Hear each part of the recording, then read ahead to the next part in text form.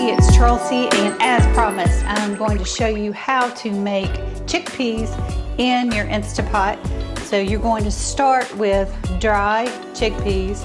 These are like $1.25 a bag, so it's going to save you a lot of money making them yourself instead of buying canned ones. You have to soak your chickpeas overnight. So this is what 1 cup looks like after it's been soaked.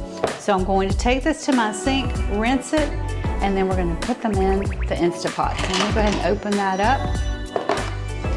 Okay, I've rinsed the chickpeas and till they drained clear, and now I'm going to add them to my Instapot. All right, chickpeas are in the pot, and now I'm going to add some water, and you really want enough to cover them, about like that. And then we'll put the lid on. Make sure that your vent's closed, and I'll show you the settings. All right, watch how easy. I'm gonna pressure cook. I'm already on 17 minutes. That's what it takes to cook chickpeas, and we'll come back in 17 minutes and they will be done. All right, everyone, these have been cooking for 17 minutes, and then I just let them sit for another, let's see, 18, so I can turn this off. And we'll open it up and we'll show you.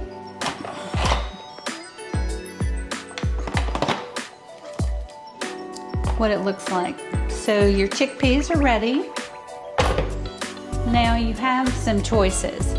You can just drain off all the liquid. You can reserve some liquid, especially if you're making something like hummus, you're going to want to do that. But you can store these cooked chickpeas in your refrigerator. And I use them for Mediterranean salads. They're just a great thing to add to a lot of different dishes. So if you'll give me a second, I'm going to drain these off and show you what they look like cooked. So here are the drained cooked chickpeas, and I've also got some liquid on reserve. You can actually season the chickpeas when you're cooking them in the Instapot. It just depends on what you're going to use them for, but you can add your favorite seasonings. You can add garlic, salt, pepper. I'm using these for a Mediterranean salad, so I just wanted to cook them plain because I'm going to make a wonderful vinaigrette dressing.